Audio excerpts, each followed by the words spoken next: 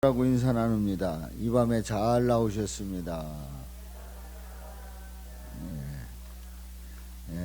이 밤에도 우리를 불러주시고 기도하게 하시는 우리 하나님께 감사와 영광을 돌리고 또한 뜨겁게 기도하는 시간 될 수 있기를 축복합니다.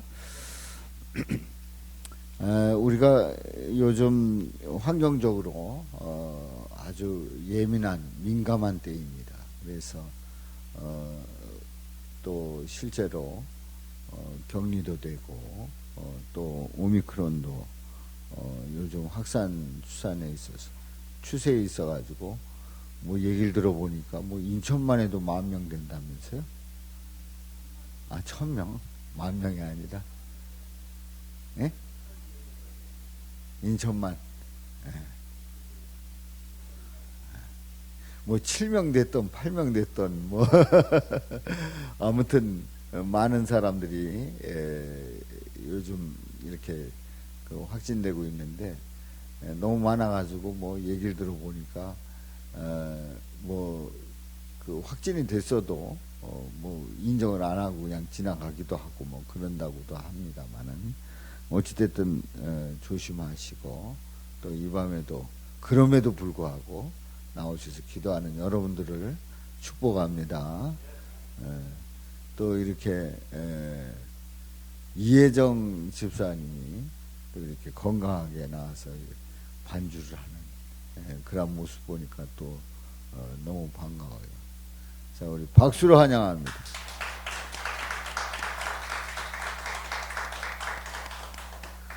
저기 그 격리됐다가 나와가지고 박수 받는 사람은 처음이요. 감사해요. 우리가 우리 이준창 권사님도 저 안에 계신데 또 안 보인다고 그냥 박수 안 보내면 안 될 것 같아서 자, 우리 이준창 권사님도 박수 한번 보냅니다.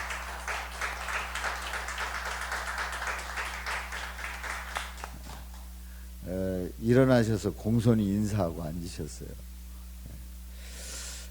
아무튼 이런 어려운 때에 그냥 지나가면 섭섭하실까봐 그랬는지 우리도 이제 그런 일들이 있었고 또 격리 중에 있고 이제 격리가 거의 다 풀려서 이렇게 회복 중에 있는데 다행히도 아주 심하지 않고 잘 회복돼서 감사와 영광을 돌립니다. 사람들은 무언가 중요한 결정을 해야 될 때가 있지요. 살아다 보면 뭔가 이제 아주 중요한 결정을 해야 될 때가 있습니다. 이제 그럴 때에 좀 더 이제 의미 있는 시간을 갖습니다. 더 많은 생각을 하게 되고 더 많은 그런 생각을 하면서 이렇게도 해볼까 저렇게도 해볼까 이런 생각을 하면서 이제 시간을 가지게 됩니다. 그래서 이제 그런 시간을 가질 때 어떤 사람들은 고향을 찾아가는 사람들이 있어요. 고향을 찾아가고 또 부모님이 계신 분들은 부모님께 인사를 드리고 그러면서 그냥 궁금해서 왔다고 하면서 이제 이렇게 부모님을 만나서 이런저런 이야기를 나누면서 생각을 정리하는 분들이 있습니다. 또 어떤 사람들은 여행을 하게 됩니다. 여행을 하면서 그 삶의 자리를 떠나가지고 먼 여행을 다녀오면서 이런저런 생각을 정리하는 경우도 있습니다. 이제 그런 가운데 이제 혼자 시간을 보내기도 하지요. 또 믿는 사람들은 뭐 기도원에 올라간다든가 아니면 작전 기도를 하면서 이제 결정을 할 때가 있습니다. 또 어떤 인생의 멘토를 만나서 상담을 하고 그 깊은 이야기들을 나누면서 생각을 정리하기도 합니다. 자, 이렇게 우리는 어떤 중요한 결정을 할 때에 많은 생각을 한단 말이죠. 그러면 우리 예수님께서는 중요한 결정을 하실 때 뭘 하셨을까 하는 얘기입니다. 우리 예수님께서 중요한 일을 결정하실 때 우리 예수님도 그 결정하시는 그 순간에 아주 집중하시면서 그 장고에 그런 시간을 가졌습니다. 많은 생각을 하면서 시간을 보내게 되는데 특별히 하나님과의 깊은 대화를 나누셨어요. 그래서 우리 예수님께서는 뭐 사람들을 만나고 하는 그런 일보다도 하나님과의 그 만남 속에서 하나님과 깊은 시간을 가졌습니다. 다시 얘기해서 기도하셨단 말이지요. 그래서 오늘 본문 말씀 12절에 보면은 예수께서 기도하시러 산으로 가셨어요. 그리고 밤이 새도록 하나님께 기도하셨다 그랬습니다. 밤이 새도록. 기도하시러 산으로 가셔서 밤이 새도록. 그러니까 우리 심야기도는 철야기도는 누가 만들었느냐 하지만 우리 예수님께서 실제로 밤이 새도록 철야하면서 하나님께 기도하면서 하나님과의 깊은 만남 속에서 결정을 하셨습니다.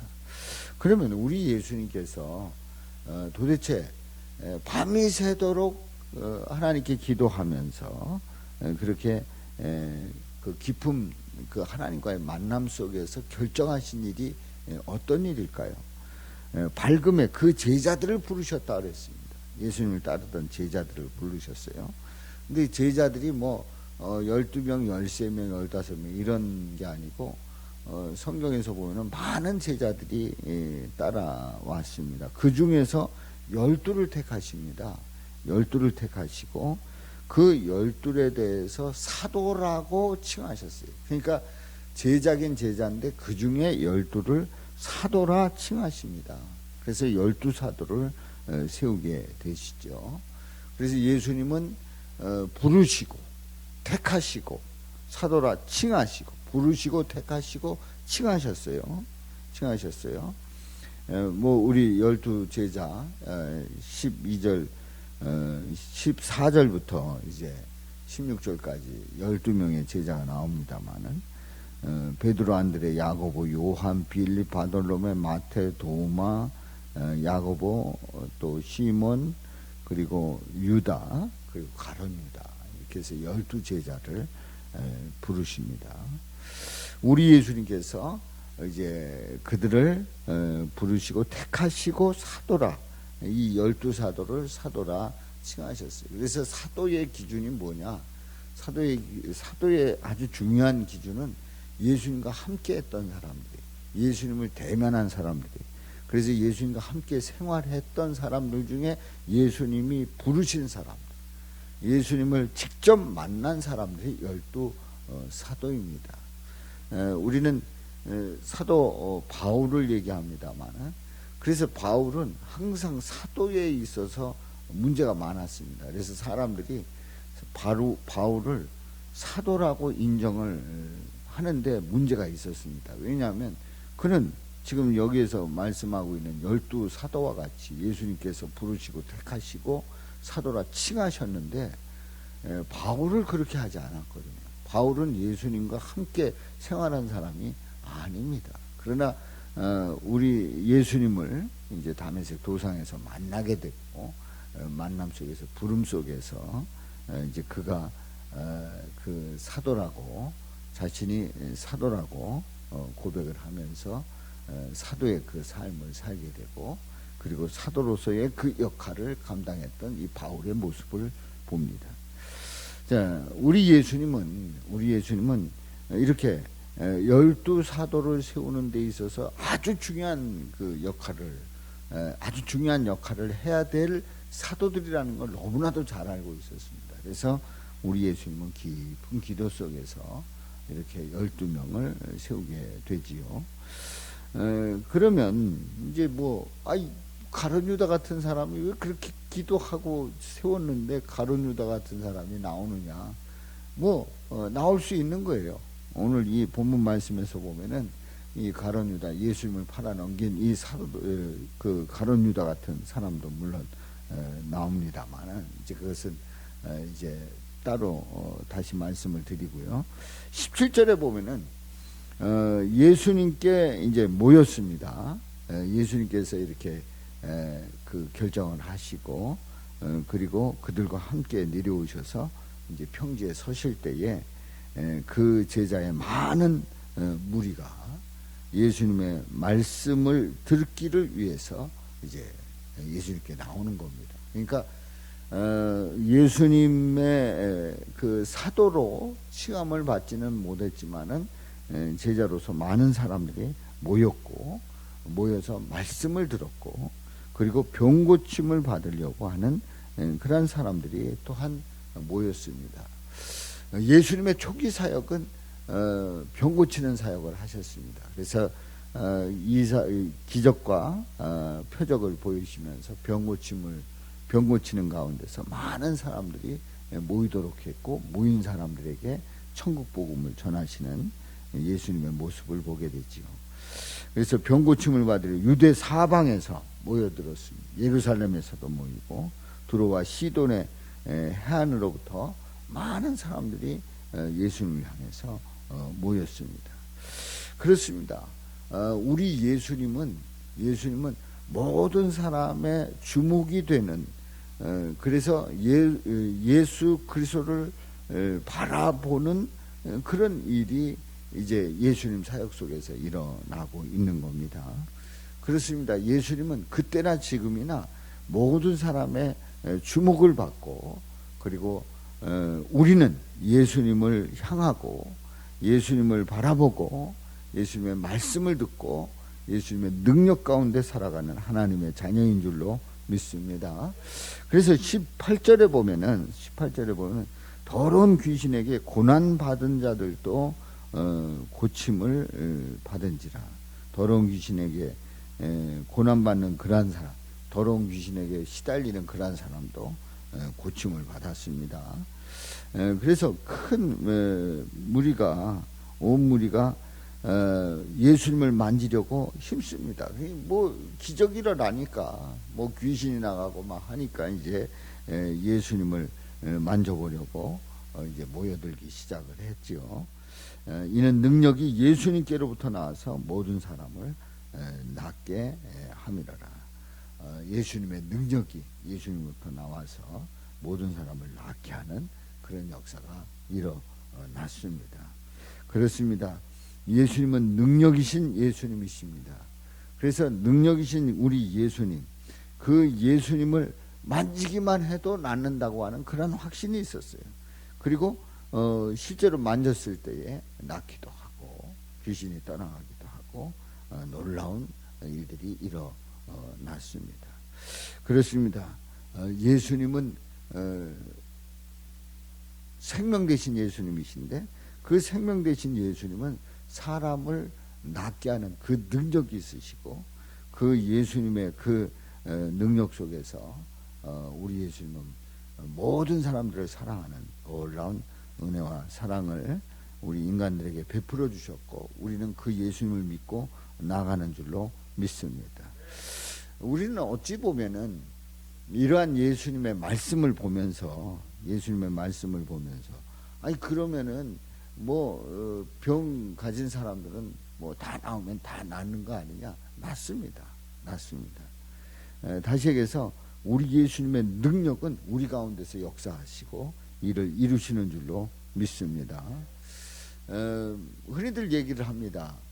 그러면 예수 믿는 사람들은 아프지도 않고 병들지도 않고 결국은 죽지도 않아야 되는 것 아니냐? 아닙니다. 제가 늘 이 치유에 대한 말씀을 드리면서 계속 강조하는 그러한 내용이, 예수님께서 고쳐주신 그 병자들 그 시대에 다 세상 떠났어요.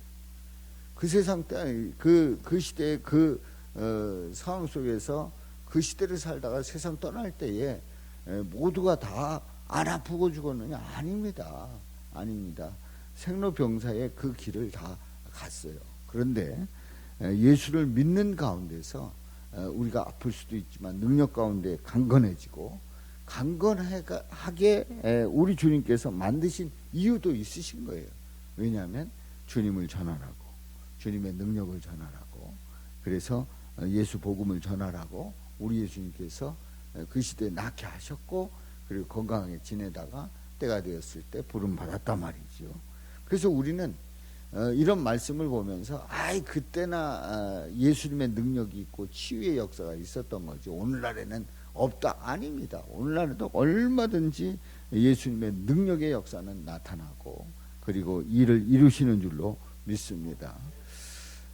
우리 교회에서 치유 기도를 계속 합니다. 그래서 어떤 분들은 치유 기도 하나마나 뭐 아픈 사람은 아프고 안 아픈 사람은 안 아프고 막 이럽니다만은 제가 이렇게 개인적으로 간증을 들어보면은 본인이 언제 나은지도 모르게 그 병이 나았다고 하는 그런 그 간증들을 이렇게 듣습니다. 물론 뭐 갑자기 다리가 못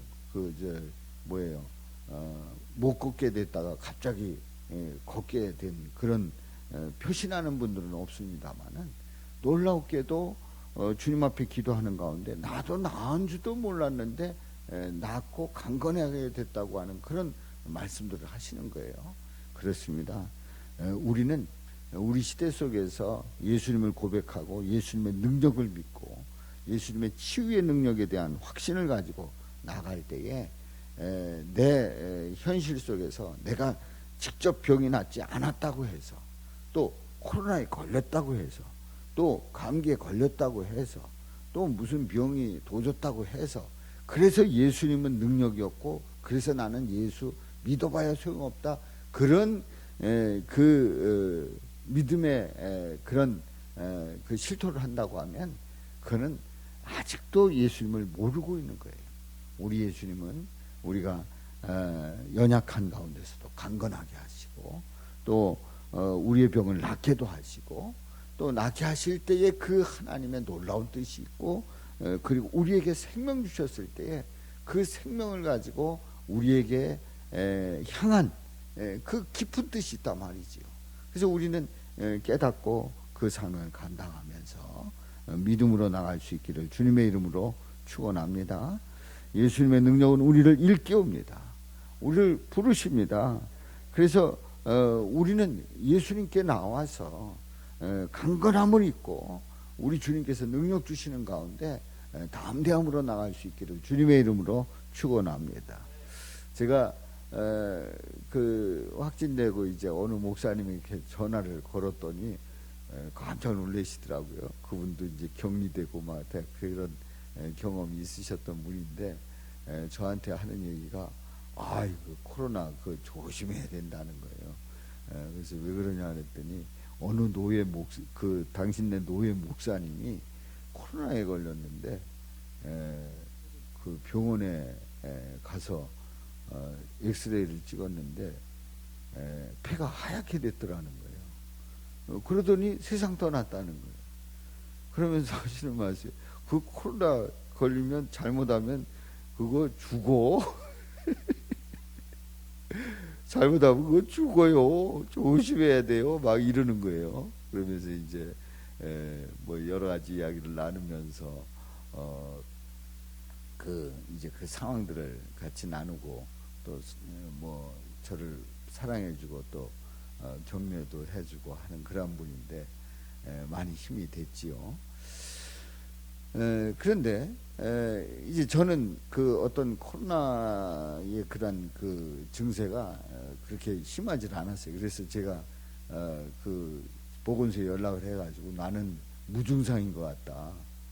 혹시 아닐지도 모르니까 나 검사 다시 받겠다 그랬더니 저 혼자 그런 게 아니고 이렇게 가족이 있으면은 그냥 격려하고 계시라고 알겠다고 이제 그랬는데 그야말로 그런 격려하는 그 시간 속에서도 우리 주님께서 쉼의 시간을 주시고 또 잠도 많이 재워주시고 또 그런 가운데서 충만함을 입고 그 은혜를 고백하기는 그런 시간이 되었습니다. 그러니까 우리가 연약함 속에 있을 때에도 우리 주님은 우리를 능력 가운데 붙잡아 주신 줄로 믿습니다. 우리가 분명히 격리된 그 상황 속에서도 우리 주님은 그 격리 속에서 보호하시는 그런 하나님의 은혜가 함께한 줄로 믿습니다. 그래서 우리는 예수님께서 오늘 이 본문 말씀에 보면 얼마나 위대한 능력을 가지고 있습니까? 사람들이 예수님 내려오셨을 때 다 모였고, 사방팔방에서 병 고침을 받기 위해서 모였고, 또 만지기만 해도 낫는다고 하는 확신을 가지고 와서 만지려고 힘쓰고, 그래서 예수님의 능력이, 예수님께서 예수님으로부터 그 능력이 나와서 사람들이 낫게 되는 놀라운 역사가 일어났어요. 그런 은혜가 오늘날에도 함께 하시기를 주님의 이름으로 축원합니다. 우리 성도님들이 투병 중에 있는 그런 가운데서도, 또 격리 속에 있는 그런 가운데서도 그래도 강건함을 입고 회복되고, 그리고 더 이렇게 주님을 고백하는 그러한 시간이 되었다고 하는 것은 우리를 사랑하시는 우리 주님의 놀라운 은혜와 역사인 줄로 믿습니다. 이런 은혜가 더 우리 성도님들에게 넘치시기를 주님의 이름으로 축원합니다. 그래서 우리는 연약함 그 자체가 그냥 연약함으로 끝나는 것이 아니라, 내가 연약할 때 우리 주님의 능력이 함께 하시고 나를 사랑해 주시고 붙잡아 주시고 이기게 하시고 감당케 하신다고 하는 그런 놀라운 은혜를 고백하면서 믿음으로 승리하는 저와 여러분들 되시기를 주님의 이름으로 축원합니다.